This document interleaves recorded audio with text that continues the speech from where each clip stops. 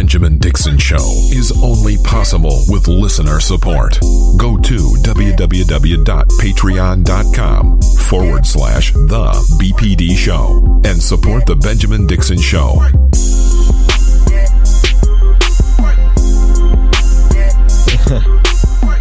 Welcome to the show, ladies and gentlemen.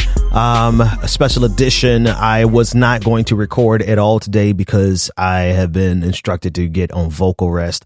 I have damaged, or I don't know if it's damaged, but my vocal cords are not doing the best. And I guess that's the result of raging against the machine for an hour a day, every day for the last 5 years. But I couldn't let the day go by without acknowledging that Bernie Sanders has suspended his campaign, or he is getting ready to announce that he's suspending his campaign. An email went out. He's going to be doing a broadcast momentarily. I guess I can just wait and get the audio from that. But I just want to, and I'm going to speak at this level. I'm going to do my best to speak at this level for the next few minutes. But a couple of observations. Number one, thank you, Bernie.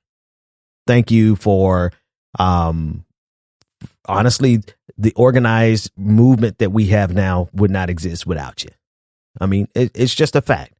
And, a lot of people are upset today. A lot of people are bothered today. A lot of people are frustrated, and that's to be expected. And I'm not telling anyone how to feel about anything. Express yourself the way that you feel best to express yourself. But the way I feel that I need to express myself, besides shutting the show down real quick because my voice is bothering me now, is to show gratitude. Right? Bernie did what he could do. He did the very best that he could.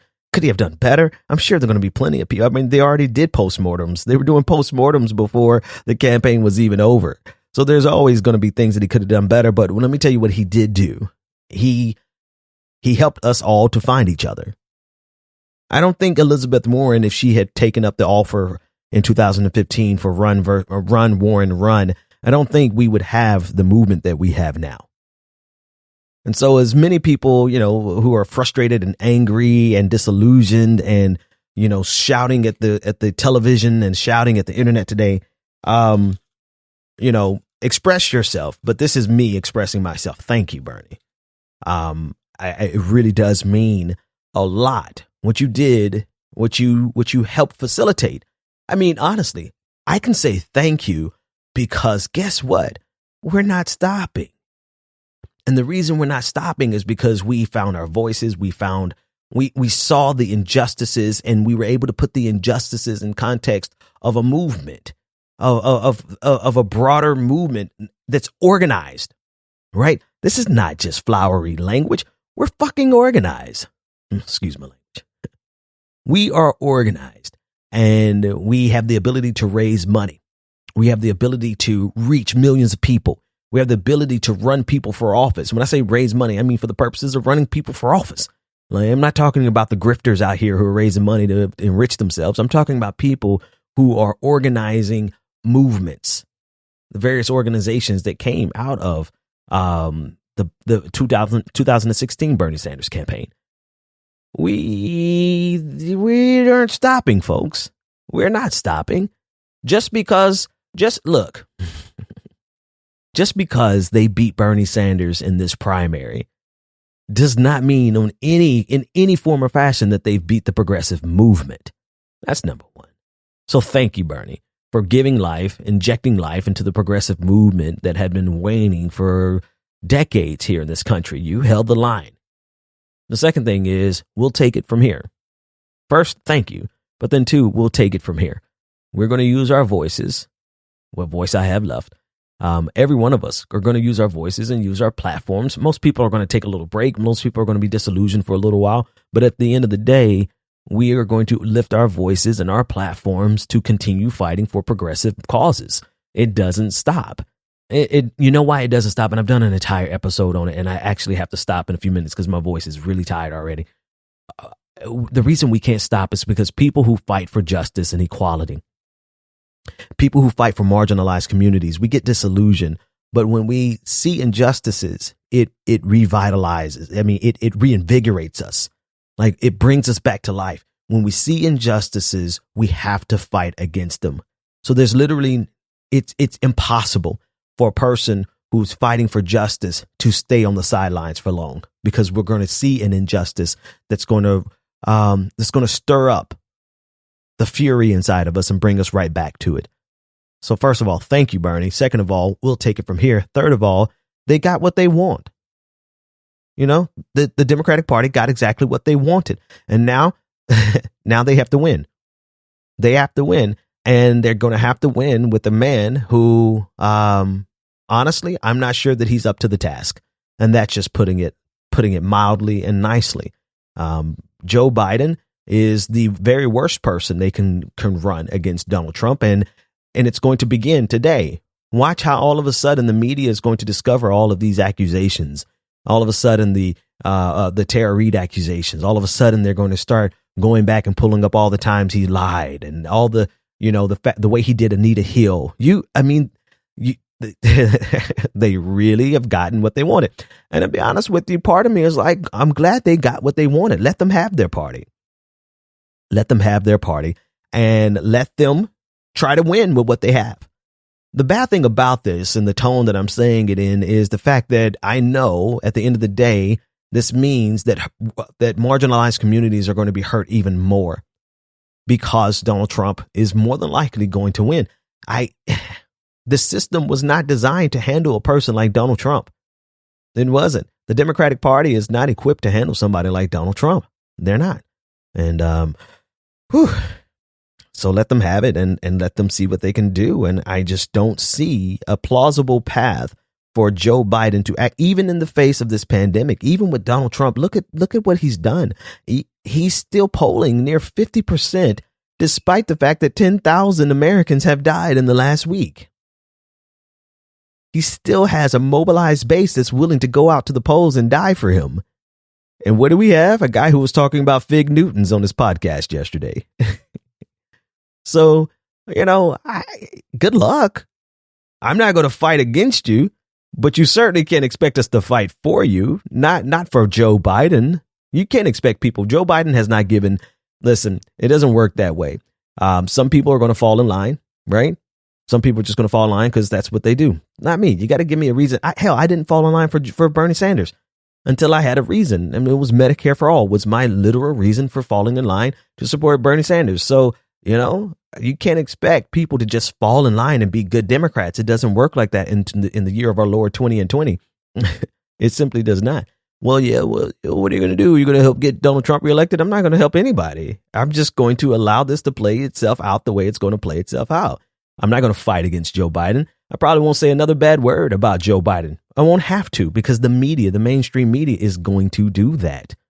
The mainstream media, Fox News, MSNBC, all the people, CNN especially, all the people that you enjoyed so much attacking Bernie Sanders, watch what they do to Joe Biden and watch how they prop up Donald Trump. Because they did it in 2016, and they're doing it now.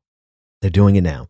So to everyone who's disillusioned, all I can say to you is take the day, take a couple days, relax, chill, pop your popcorn, sit back, and enjoy the Schadenfreude. I know I pronounced that wrong, but my voice is too tired to go back and fix that.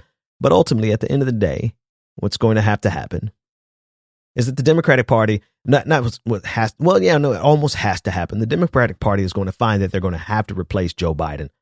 I just don't see how they're going to run a campaign with a guy who honestly does not have the wherewithal, nor does he have a clean enough past to actually go up against Donald Trump.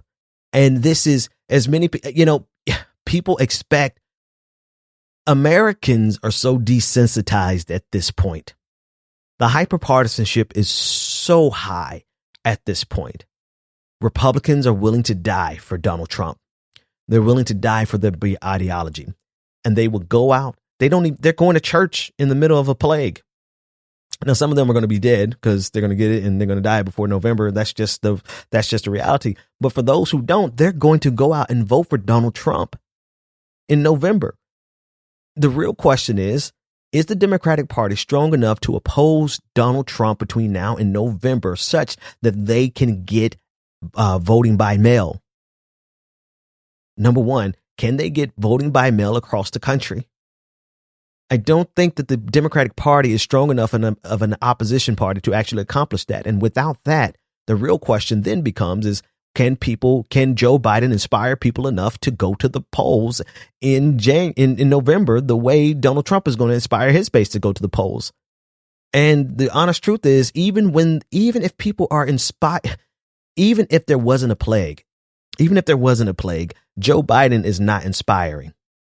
And so in context of the pandemic, that I call it a plague, but the pandemic that's outside, I do not believe that you're going to get people motivated enough to go to the polls, to risk their lives, to vote for Joe Biden, even if it is voting against Donald Trump. You're not going to get enough people. You're going to get signifiers. You're going to get people on Twitter who talk about it doesn't matter. It doesn't matter if I have to put on a hazmat suit and crawl through flaming coals and broken glass shards. I'm going to vote for Joe Biden. I'm glad you want to make that performance. Congratulations. That's, good for you. But you're not going to find enough people on this side of the equation who are going to do that on behalf of Joe Biden, even if that means sticking it to Donald Trump. You're just not going to do it because of how we're wired. We're not wired the same way as Republicans are wired. They really see it as a statement of their faith. They see it as a statement of their belief system, of their Christianity, of their duty, of their patriotism to go out there and support Donald Trump against the evil Democrats. So there it is. Number one, thank you, Bernie. Number two, we'll take it from here. Nothing stops. Stop what? We're going to take a breather. We're going to rest up. It's the off season for us. We can rest up. We can organize. Don't mourn, organize. Number three, Democrats, you better win. Good luck with that. You got exactly what you wanted. Now implement your strategy. Do the very best that you can. It would be best if Donald Trump is not in office because he's a monster. He is. But I just do not believe that you have the candidate that's going to be able to beat him. And if I'm wrong, good. I'd be happy to be wrong. I'd be glad to see Donald Trump taken to The Hague. Okay. I don't want to see Donald Trump win another term.